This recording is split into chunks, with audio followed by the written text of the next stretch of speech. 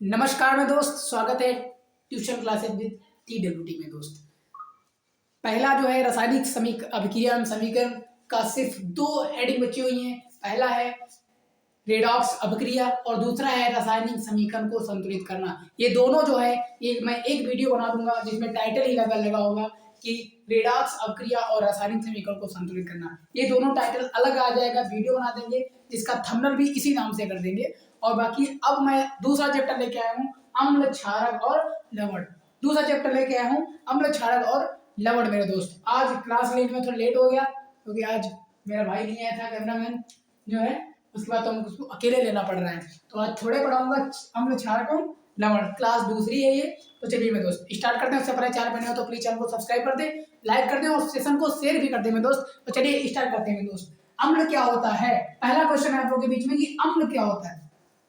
अम्ल मेरे दोस्त वो होता है जो खट्टे होते हैं, यानी खट्टी चीजों को हम बोल सकते हैं कि ये क्या है, ये एसिड है, यानी ये अम्ल है। खट्टे चीजों को क्या बोलेंगे हम?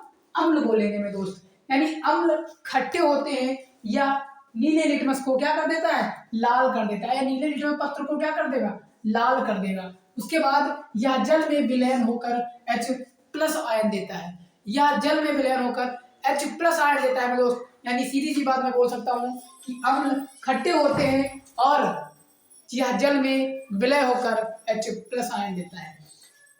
अब बात करते हैं मेरे दोस्त कि जल में विलय होकर H+ आयन कैसे, यानी क्षार OH- देता है जल में विलय होकर, और जो अम्ल है वो H+ देता है जल के साथ क्रिया करके। HCl जो है, HCl जल के साथ जब क्रिया करेगा तो H+ आयन देगा। HNO3 जब जल के साथ क्रिया करेगा तब H+ आयन देगा। H2SO4 जब जल के साथ क्रिया करेगा तो H+ आयन देगा। यानी ये सब आयन क्या देंगे? H+ आयन देंगे। ये सब अम्ल है मेरे दोस्त। अब बात करते हैं कि कुछ प्राकृतिक पदार्थ जिसमें उपस्थित अम्ल। बात करते हैं कुछ ऐसे पदार्थ कि जिसमें हम क्या माने कि इसमें क्या उपस्थित होगा। तो चलिए देखते हैं। पहला आपका है नींबू और संतरा। नींबू और संतरा में क्या पाया जाता है मेरे दोस्त, जिस कारण वो खट्टे होते हैं, यानी ये अम्ल है। इसका उदाहरण अम्ल है नींबू संतरा, अम्ल है सिरका, अम्ल है टमाटर, अम्ल है दही, अम्ल है। ये सारी चीजें क्या है? खट्टी हैं। और मैं बोला था पहले कि खट्टी चीजों को हम क्या बोलेंगे? अम्ल। अम्ल खट्टे होते हैं। अब बात करते हैं नींबू और संतरा में पाया क्या जाता है, यानी किस कारण नींबू और संतरा खट्टे होते हैं मेरे दोस्त। तो ये देखते हैं, नींबू और संतरा में पाया जाता है सिट्रिक अम्ल। सिट्रिक अम्ल जो पाया जाता है वो नींबू और संतरा में पाया जाता है। उसके बाद बात करते हैं सिरका। सिरका में क्या पाया जाता है? तो सिरका में पाया जाता है एसिटिक अम्ल। एसिटिक अम्ल के कारण सिरका जो है वो खट्टा होता है। अगला देखते हैं दोस्त, बात करते हैं टमाटर। टमाटर में क्या पाया जाता है? तो टमाटर में पाया जाता है ऑक्सैलिक अम्ल। ऑक्सैलिक अम्ल जो है वो टमाटर में पाया जाता है, जिस कारण टमाटर क्या होता है? खट्टापन होता है। अभी मैं अम्ल की बात कर रहा हूँ, उससे पहले मैं दोस्त सब्सक्राइब भी करते रहना। 27 सब्सक्राइबर हो जा चुके हैं आपके इस चैनल पे में दोस्त, और जिस दिन 50 के प्लस सब्सक्राइबर हो जाएंगे मैं छोटी सी एक केक काटूंगा, और 51 सब्सक्राइबर जैसे ही कंप्लीट हो जाएंगे तुरंत मैं लाइव क्लास करना शुरू कर दूंगा मेरे दोस्त। उसके बाद दही। दही जो है, दही में क्या पाया जाता है? तो दही में लैक्टिक अम्ल पाया जाता है। लैक्टिक अम्ल के कारण दही खट्टा होता है मेरे दोस्त। इतना था मेरे दोस्त अम्ल। तो शायद इतना क्वेश्चन आ जाए, सो अगर क्वेश्चन देखने को मिलेगा तो मैं 100% बोल सकता हूं कि शायद अगर क्वेश्चन देखने को मिले तो आपको क्वेश्चन यहीं से देखने मिलेगा कि किस पदार्थ में क्या उपस्थित होता है। यहां से क्वेश्चन शायद 1 नंबर का देखने को मिल जाए। अगला देखते हैं। अगला मेरे दोस्त क्षारक या क्षार।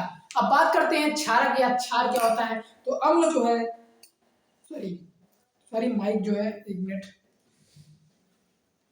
तो चलिए अम्ल बात करते हैं। अम्ल अम्ल जो है वो खट्टे होते हैं। और यानी अगर क्षार की हम बात करें मैं दोस्त, यानी मैं दोस्त अगर मैं क्षार की बात करूं, आज मैं अकेला हूं तो बार बार वीडियो की देखना पड़ रहा है कि मेरी डूब तो नहीं गई है, क्योंकि आज मैं अकेला हूं मैं दोस्त। मेरा जो कैमरा आता था वो आया तो था, एक साइंस की एक्सपेरिमेंट वाली वीडियो शूट कर दिया, उसके बाद उसका कुछ काम पड़ गया तो उसको जाना पड़ेगा। तो आज मैं अकेला हूँ, लेकिन कोई बात नहीं। अगला क्षार क्या होता है, यानी जो स्वाद में खट्टे होते हैं वो अम्ल कहलाते हैं, और जो स्वाद में कड़वे होंगे, कड़ू होंगे, वो स्वाद में कड़ू होंगे, उनको हम क्षार बोलते हैं। यानी जो स्वाद में कड़वे होते हैं उनको हम क्षार बोल सकते हैं दोस्त। उसके बाद बात करते हैं, ये लाल लिटमस पत्र को नीला कर देता है, यानी ये नीले लिटमस को क्या कर देता था, लाल कर देता था, और ये लाल लिटमस पत्र को क्या कर देगा, नीला कर देगा। उसके बाद ये जो जल में है ये विलय होकर OH माइनस देता है, यानी ये जो जल में विलय होता है तो OH प्लस देता है, और ये जो जल में विलय होता है तो OH माइनस देता है।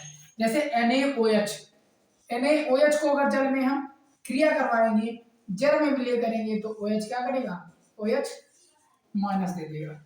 KOH कैल्शियम कैल्शियम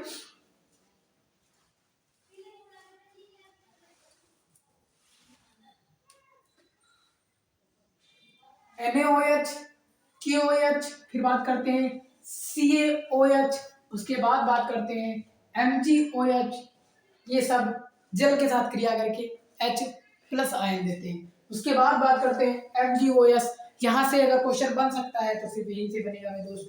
MgOH जो है वो पेट की अम्लता जो है, यानी पेट का अगर खट्टापन दूर करेगा, तो मैग्नीशियम ऑक्साइड MgOH पेट की अम्लता दूर करता है।